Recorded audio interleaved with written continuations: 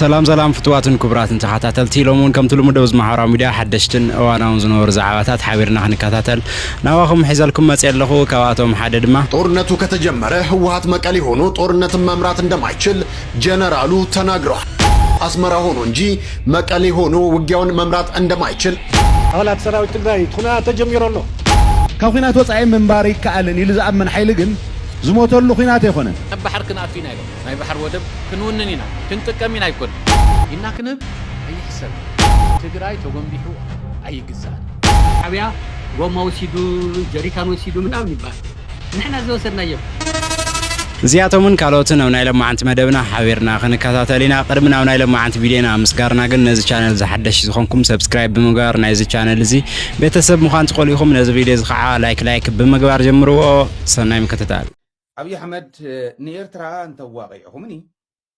نيرترا أنت واقعهمني الوها ملاش لو معلوم ملاش كهب وندلويه زبل شمقلنا حيزهم زموت سوات كل أقوم مخانو سمعنا لنا انتهي مالت يزيو زي أقل لها مالت straight forward يا تا قداي الوها ملاش لو معلوم ملاش ناي تقارو مريت مخانو يردأيو أبي أحمد راح يكونن ما نمسب زفلطو ناي قربا غزي تاريخ سلازغونه سلازي ني ارترا طرح وارورني ني ارترا طرح واقعني عسب طرح خركب حجز نمبر تجارز للهم موكو خبر خلي انا معراب تግራይ محز طرح يكونن اي محز ادلين يكونن سمين معراب محز ادلين يكونن اتحزز انه بدفو مو الوها ملاش لمالمو ملاش زبال حتخم ون كرغاغص خليه إلكم نغرو لي زبال شماغلتات أب قربا ناب تግራይ كم زخدو برغص أب قربا ناب تግራይ ساتم كوديوم نعا تختيلو أب قربا وان اسكاب 30 حمله ياتا زلاتنا مرداتا اسكا حمله 30 اندحر زي كوينسيو كوينات كجمر مخانو مرداتا لنا نافتو دحر حمله 30 كجمر ازولو مدلاوات زغبرل زلو يمانه صقام زغوايل زلو قدم مئتاونا اتحزز والكوا الوها ملاش لمالو ملاش ناي تግራይ اون كقدف خليه عسب انت واري رومني نيرترا انت واري رومني زبل حتو زي احيزهم نتግራይ زخدو ابز سمون زي لمسوني كابسوني اسك عرب بزلو برغصنينت ناب تግራይ كخديو برغصنينت ناب تግራይ كخديو حزي اتحيزهم مزخدو كم تزولكو أبي أحمد كوم عرب تقرأي كحزلكم دليل كونن نسدلويو ندوم كالي تعرفو الوها ملاش لمالو ملاش قد فلموني ولكم الله ازيوني بلا الله سلازي ازيوم من تاي زي تقبرو وزبل حتى حيزم يمكر عبيا وما وسيدو جريكان وسيدو من أمني بقى نحن زوجنا يوم نا إثيوبيا جنرالات زوجنا وكا كونيرالات زوجنا وكا ماكينات عنهم ما كاين تيترفه خبتي تيترفه عطالي تيترفه انداسب غزا ناتو زوسدو نبره انداسب اندا يغلسو غزا እና ሰበሩ ታይ ማለትዩ هذه شعبيه لقحو يغيرو በቃ لا هذه خالي سو አይፈልጠም لاي ተነገር ካነገር አፍቲ አዝገበርና ያሱ ደጊሙ هذه በቃ አፈላሊያ ምናልባት ናይሰብ ሞት በላይ ሞት ይንበር ቅድሚው ሸሸቢት ይኮን አው ዘነበሩ በረንቱ ዘነበረ ውግ አፍሪካ ሰቢርካስ ዝተረፈ ናይ ሲቪል ገዛ እንዳሹቅ እና አቲኻያ ይወሩ ዘነበሩ አነ አባኔረ እቶም ጄኔራላት እና ጻኑ እዮም ዝወስዱ ሽራሮ መካዝን ነይሩ መካዝን ናይ ጄኔራላት በቃ ህዝቢ ሽራሮ ይፈልጠዩ ታሪክ እዩ ማዓት ካብ ኤርትራ ተጽዕኖ ዝተወሰደ አበረንቶ ሸሸቢት አቲና ዘገበርናዮ ሕማቅ እዩ ነገር በቃ ኩሎም ጄኔራላት ወሪሮም እዮም ምናልባት ኤክሰፕሽናል ከሉ እዮም ሓደ ክልተ መብዝሕ ለምሳሌ በረንቱ አቲና ዝተረፈ አቅሓ የለ ኣብ ጾሮና ማዓት ሰራዊት እዩ ተወዲኡ ናይ ኢትዮጵያ ከቢድ ውጊ እዩ ነይሩ ግን محلاف አይካልናን ሲለ ጄኔራሊ ሃዚ ሓሊፉ እዩ ታይ ነይሩ ናይ ኤርትራ ሰራዊት ቴልካኒ ጠንከራ እዩ ነይሩ ሀቂ ብጣዕሚ ጠንካራ እዚ ኩሉ ካብ ኢትዮጵያ ዝተሰባሰበ ሰራዊት በሙሉ ተቆጻጺሩ ዓቕሚ ሒዙ ተኸላኺሉ እዩ በሙሉ በቃ ሓስቦ 3 ሚሊዮን ምናምን ዝበሃል ናይ ኤርትራ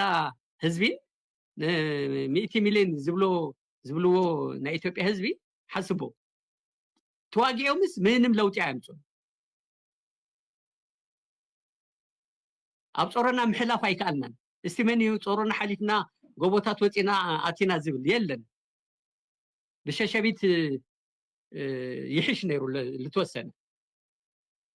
ስለዚ እንታይ ለማበለት እዩ ኣብ ውግእ ከቢድ እዩ ነይሩ ከቢድ መስዋዕትነት ከፊልና ኢና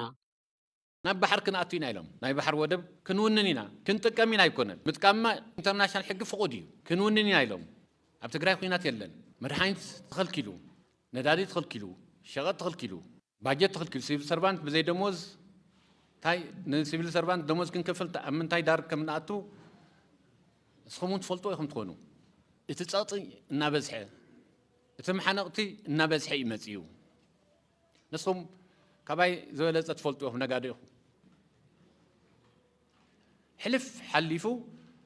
ሙሉእ ሰራዊት ናይ ኢትዮጵያ ንትግራይ ኸቢቡ ተቐሚጡ ኣሎ ሁምሎም እቶም እዝዝታት ቁፅሮም ተቖፂርኩሞም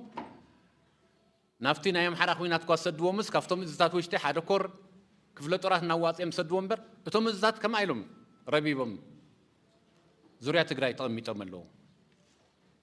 ንምንታይ ተኮስናይ ጥይት ኣሎ ብድሮን ናውዑና ተጸሚምና ስቑ ኢና ክንምልስ ኣይንኽእልን ኩሉ ኮነ ናይ ባዕሉ ብርቱዕ ጎኒ ኣለዎ ብቲ ብርቱዕ ጎንና ድላይና ክንገብር ንኽእል ኢና ግን ሰላም ይሐይሽ ሕዚ እውን ንሞክር ሕዚ እውን ንፈትን እናበልና ኢና ነዊሕ ጸኒሕና ባንክታት ትሪእዎን ኣለኹም እንታይ ከም ዝገብራ ንስኹም ትፈልጡ ኢኹም ክንደይ ቢልዮን እዩ ናይ ትግራይ ተቐማጢ ኣብ ባንኪ ትግራይ ኩሉ ሳዕ ብሴቪንግ ብተቐማጢ ዝለዓለ ደረጃ እያ ትሕዝ ኩሉ ሳዕ ብሓደ ግዜ እውን ዋላ እዚ መንግስቲ እዚ ምስ መፀ እውን ህዝብና ኣብ ባንኪ ዘለዎ እምነት ዓብዪ እዩ እቲ ገንዘብ ክንጥቀመሉ መን እዩ ዝልቅሖ መን እዩ ዝወስዶ ተቓሊስና ከምዘይ ንቁርጠም ኣርኢናዮም ናብ ፊርማ ወሲድናዮም ናትና ፊርማ ከይነቐፀ ኣብ ኣምሓራ ኸይዱ ኩናት ወሊዑ እቲ ናይ ፋኖ ምንቅስቓስ ትሪእዎ ኣለኹም ንሱ ከይኣክል ብድግ ኢሎም ናብ ባሕር ክንኣቱ ኢና ኢሎም ናይ ባሕር ወደብ ክንውንን ኢና ክንጥቀም ኢና ኣይኮነን ምጥቃምማ ብኢንተርናሽናል ሕጊ ፍቑድ እዩ ክንውንን ኢና ኢሎም ቀፂሎም ኣይምልከተና ኢትዮጵያ ይምልከታ ኣየእትዋ ዘሊሎም ኣብ ናይ ሱዳን ጉዳይ ኣትዮም እሞ ከዓ ዝድገፍ ጥዑይ ተደጋፊ ኣይኮነን ኮ ክድግፉ ኣትዮም ጃንጃዊን ሚሊሻ ብጄኖሳይድ ዝኽሰስ ብዓለም ደረጃ ዝተፈለጠ ሰፖርት ፎርስ ዝበሃል RSF ንሱ ደጊፎም ኣትዮም ብናይ መን ልቕቶ ብናይ ዓረብ ኤሜሬት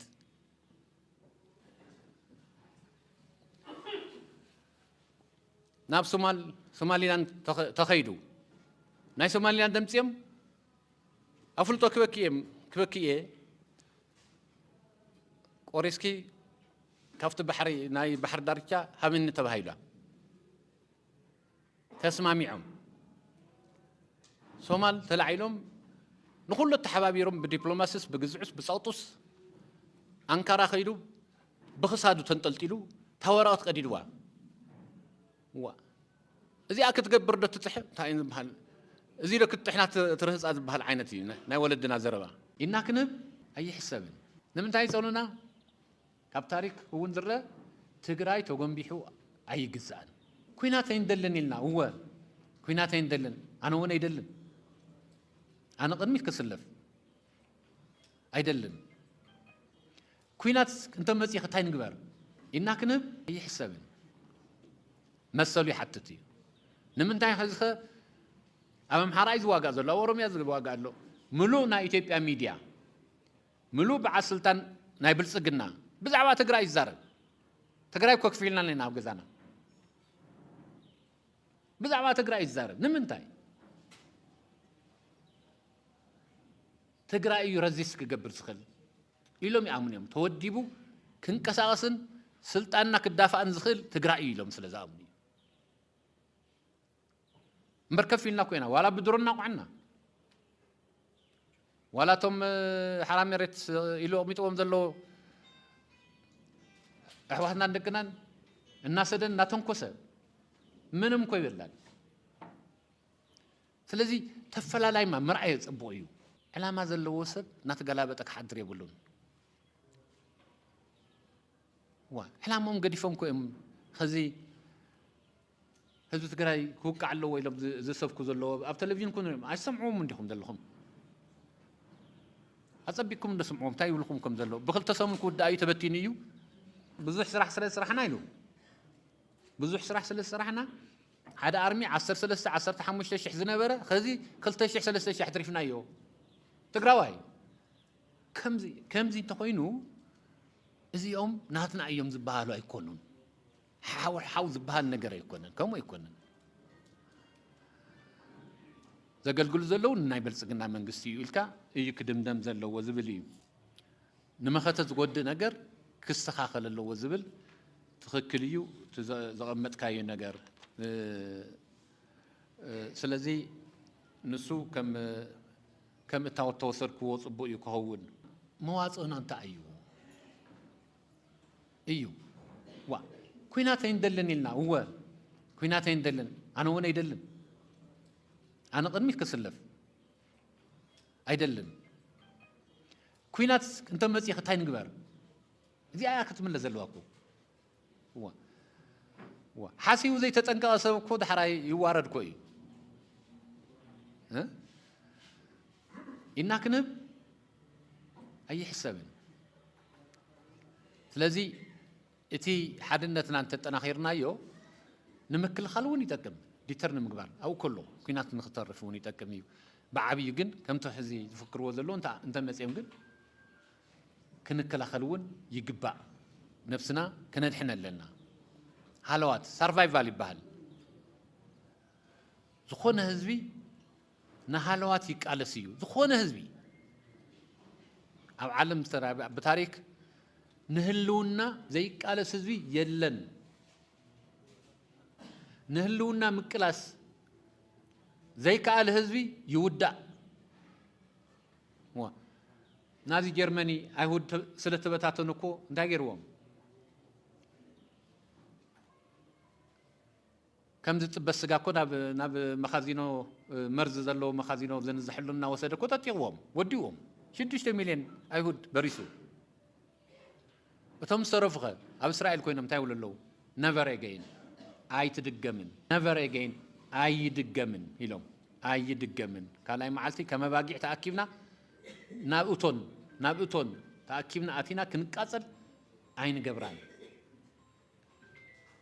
ንሕና እውን ነቨር ኤገይን ከምታ ዝሓለፈት ኣይትኸውንን ኢና ክንብል ዘለና ከምታ ዝሓለፈት ከም ድላዮም ዝኸሰርና ከም ድላዮም ዘበሳበሱና ኣይኸውንን ኢና ክንብል ዘለና ብኤርትራ ኤንድ ብትግራይ ዘለዉ ሕማቕ ዝዛረቡ ሰባት ንህዝቢ ኣይውክልን 44 ነጥቢ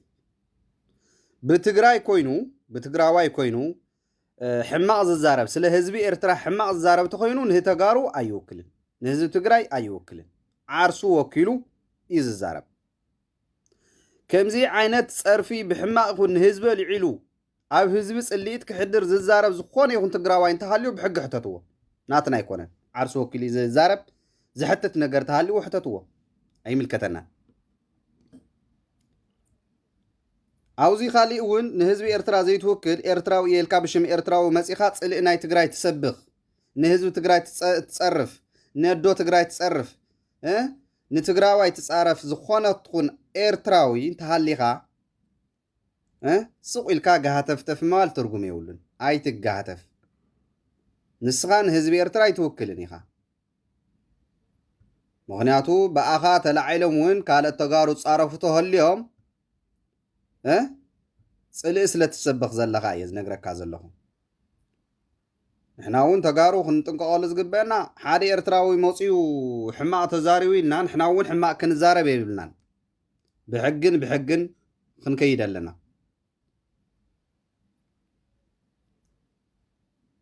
ምክንያቱ እቲ ህዝቢ ንፈልጦ ኢና ህዝቢ ትግራይ ህዝቢ ኤርትራ ኣሕዋት ህዝቢ እዩ ዋላ ሓደ ምንም ንቕይሮ ነገር የለን ትማለ ምናልባት ሕማቓት ነገር ዝተጋበረ ነገር ክህሉ ይኽእል እዩ ንሱ ከዓኒ ንበዝሒ ሰላም ተገይርናዮ ካብኡ ንላዕሊ ካሓሳ የለን ስለዚ ኣብዚ ዘለኻ ስኢልካ መላሓስካ ስኢሉ ካበይ ኢኻ ተኣርዮ ይፍለጥን ዝኾነ ይኹን ኤርትራዊ ብዛዕባ ህዝቢ ትግራይ ዝዛረብ ህዝቢ ኤርትራ ዝውክል ምዃኑ ኣይፈልጥን ኣይውክልን ብሕጊ እውን ከደኩም ስለ ዝኾንና ማለት እዩ ዝኾነ ይኹን ኤርትራዊ ዝኾነ ይኹን ሕማቕ ዝዛረብ ተሃልዩ ብሕጊ ኢና ንኸዶ መልሲ ሕማቕ ፀርፍታት ካልእ እውን ኣይትፅረፍዎ ንግሉ ክትፀርፍዎ ትኽእልኹም ደስ ዝበለኩም ትገብርዎ ትኽእልኹም ብህዝቢ ወኪልኩም ግን ክትፀርፍዎ የብልኩምን ሓደ ኤርትራዊ ተፀሪፍ ህዝቢ ኣልዒሉ እንተውፀርፍ ንዕኡ ሓመዱ ከውፀለኒ ህዝቢ ግን ብሓፈሻ ህዝቢ ግን ክትፃረፍ የብልካን ምክንያቱ ናብ ካልእ ኣቅጣጫ እውን ስለ ዝኸይድ ማለት እዩ ካልእ ስምዒት እውን ስለ ዘምፅእ ብኤርትራ ይኹን በዚ ዘለኹም ብሓፈሻ ጥንቃቐ ተንገብር ዝሓሸ እዩ ፍቕሪ ንስበኽ ሰላም ንስበኽ ንበዝሒ ዘሎ ህዝብና ሰላም ጌርና ኣብ መሬት ዘሎ ሓውና ሓፍትና ኣዶና ሰላም ክነብሩልና እንተደሊና እዚ ጠንካራ ማሕበረሰብ እዚ ሰላም ክነብር ኣለዎ ባህሊ እየ ደቂ ዓበይቲ ኣውፅሕሎም ነዞም ጋህታፋት ኣውፅሕሎም ነዞም ዘይተምሃሩ ደናቑር ኣውፅሕሎም ስለ ናይ ህዝቢ ዘይጭነቑ ስለ ንግሎም ዝጭነቑ ቲክቶከራት ይኹኑ ዩቱበራት ኣውፅሕሎም ንኩሎም ብትግራይ በኩል ዘለዉ ብኤርትራ በኩል ዘለዉ ማለት ብሓፈሻ ኣውፅሕሎም ኣብ ሓውኩም ኣይትጨክኑ ሕድሪ ናይቶም ሰማዕታት ኣብ መወድኡ ንምብፃሕ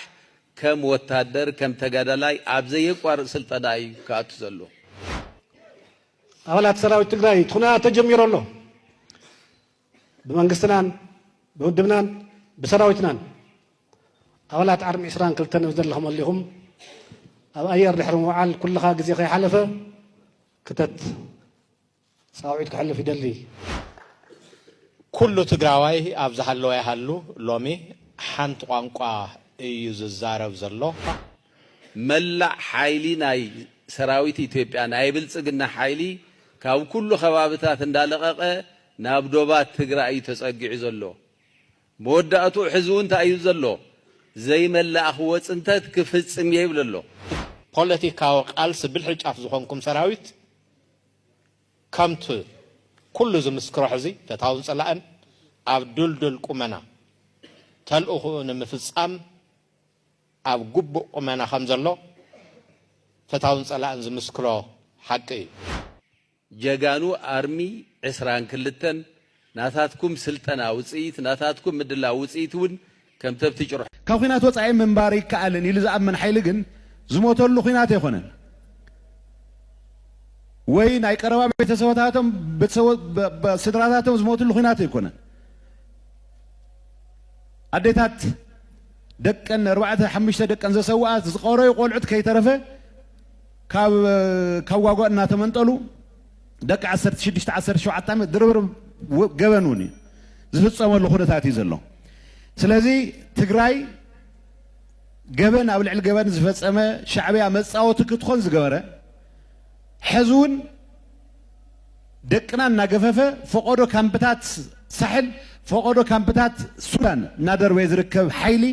ዓገብ ክበሃል ይኽእል ኣሎ ፌደራል ሓላፊነት ኣለዎ እንትበሃል ህዝቢ ትግራይ ኣካል ህዝቢ ኢትዮጵያ እዩ ኣብዚ ዝመፁ ዘሎ መንእሰይ